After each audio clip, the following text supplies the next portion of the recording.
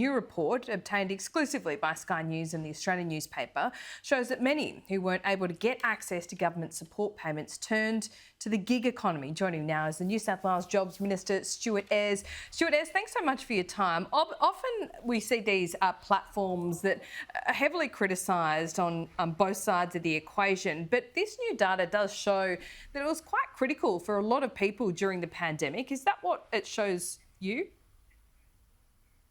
Well, there's no doubt that through the disruption of COVID-19 over the last 12 months, many people were able to earn an income through the gig economy. And that's, I think, a reflection of the changing nature of the economy as lots of businesses pivoted. We also had government support that was going to Australians, and international students in particular turned to the gig economy to sustain themselves when a lot of their other employment didn't actually exist. So there's no doubt that there's a role for the gig economy and these types of jobs across the broader economy. They make a substantial contribution, which adds more jobs, adds more diversity to our economy. We just have to make sure that we protect those workers with appropriate rights and safety conditions. What do you think should change? Well, the New South Wales government has a safety task force that's been set up the back end of last year after we saw a number of cyclists and delivery drivers that were killed on Sydney roads. Safe Work and Transport for New South Wales established that task force. They've already provided some guidelines to operators to improve their practices, and their report is due later this month to Minister Anderson, who's our Workplace Relations and Safe Work Office Minister, I should say, as well as Minister Constance, our Transport Minister. And I've got no doubt that the government will be responding to a number of those recommendations and working with many of the businesses that provide these services. There's no doubt there's strong demand, particularly for food delivery. We're seeing that continually increase as people are utilising applications on their phones, accessing these services, and many restaurants and small business providers use the gig economy delivery service to keep their business afloat. So there's something in this for everyone. It's just about making sure that we get the balance right. Yes, where that balance is, many seem to be grappling with. This report also showed that on average, Uber workers, Uber drivers on bikes, on motorbikes, on cars are earning about 10% more than the minimum wage. But unions in the past have said that some workers are only earning $5 an hour. So where's the truth? Well, I've seen this report today. I think that figure of around $21 an hour shows that there is reasonable income to be earned doing this role. But we want to make sure that it doesn't matter whether you're in the office or on a work site, or if you're acting as a delivery driver for a business here in Sydney or across the country, that person's operating in the safest possible work conditions. That's what the New South Wales government is focused on. Obviously, the broader issues surrounding industrial relations framework will sit with the Commonwealth Government. But here in New South Wales, we want to make sure we're providing a safe working environment for all workers, no matter what employment they're employed in. Well, you've obviously got a strong focus on international students at the moment. This means so much to the New South Wales economy, but you seem to be shedding future students. This is an industry in a lot of trouble. Have you got a plan yet? Have you put a plan to the Commonwealth that would see these international students be able to come back and sit in the classroom? So international students represent a substantial impact to the New South Wales economy. It's our second largest export. It generates around $14 billion in export revenue for the state of New South Wales. Since 2019, we've shed nearly a third of our international students. That's about $5 billion worth of economic activity that's no longer happening in the state. A lot of those students, almost 90,000 of them, are still completing their studies online with New South Wales-based institutions. But these guys make a massive contribution to our economy. They roughly spend around $60,000 a year in our economy. Over half of that is in non-education activity. The New South Wales government is working quite closely with our tertiary education providers, our vocational training providers, but we do have to operate within the restricted framework around returning Australians and the quarantine system that we've got set up. Currently, we take 3,000 people a week. International students are not currently included in that cap. And we're working with the sector around trying to find alternatives that will allow us to take a small number of students to start with and hopefully build up a little bit over the next few months into the next 12 months, where we can take students above that cap.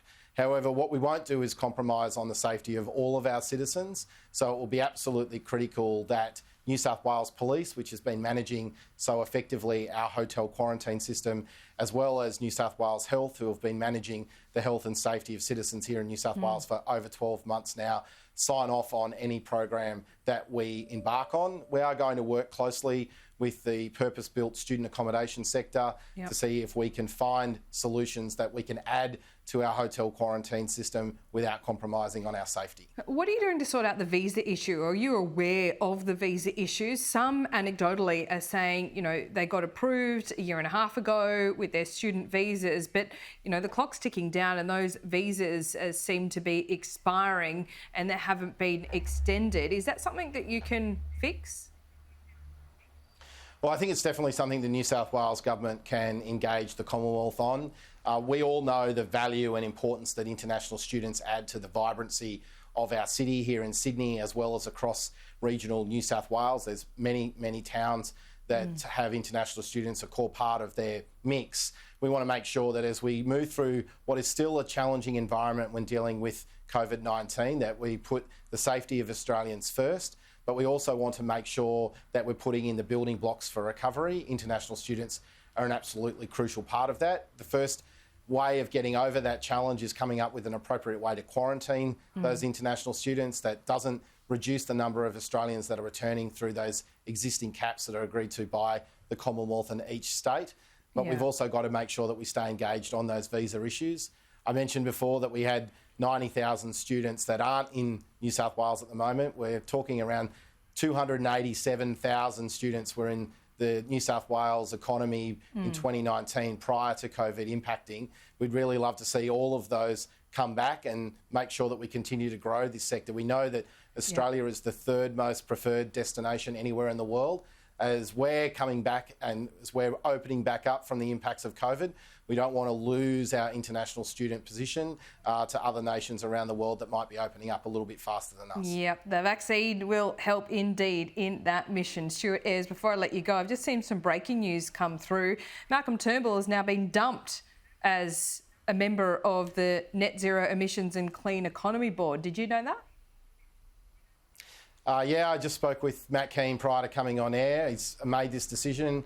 I think this is a good decision. It's so important that the government stays focused on delivering on our policy agenda, which is about making sure the New South Wales economy recovers from the impacts of COVID, that we continue to maintain the safety of our citizens. We've got a by-election coming up in the northern part of the state. It's really critical that every single resident in the Upper Hunter knows that we're focused on them. And policy is so much bigger than individual personalities.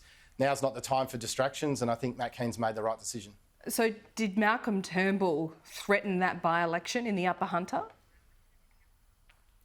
I don't think he's threatened the by-election, but I think it's absolutely critical that all the citizens, not just in the electorate of Upper Hunter, but right across New South Wales, know that the New South Wales government is focused on delivering for them. We can't afford to have any distractions as we're recovering from COVID, particularly across Western Sydney and the mid-north coast. We've just seen devastating impacts of flood, which are going to see substantial recovery requirements. That needs to be our focus as well. There's no doubt that the government had been distracted. So Malcolm Turnbull just serves as a distraction. I mean, he's a former Prime Minister. He's eminently qualified for the role. So I'm just trying to work out why it was a good idea 5 days ago, but not now. Well, I think what we've seen is a significant response that's not allowed the government to talk about the issues that are at the heart of what we're working on, and that's making life better for our citizens. Matt Keane's made that decision today. I think that's in response to the feedback that the government's had. I think if we make a mistake, we've got to be able to put our hand up and say that we got that one wrong. Well, in this case, I think that's exactly what Minister Keane's doing. Cabinet thought it was a good idea, didn't it? Sorry, I just didn't hear that, Laura. Cabinet thought it was a good idea just last week, and now Matt Keane's overturned that decision. Yeah, well, Matt does make recommendations to Cabinet. He's made this decision today. I fully support it. I think this is about making sure that the government stays focused on its policy agenda. It stays focused on the citizens of New South Wales. Clearly, what we've seen with lots of media reporting about this position being given to Malcolm Turnbull has distracted the government. It's distracted the Nationals people are dictating from the things now. That we're focused on. Is that right? The Nationals are dictating? No, I from the don't think backbench? that's correct at all.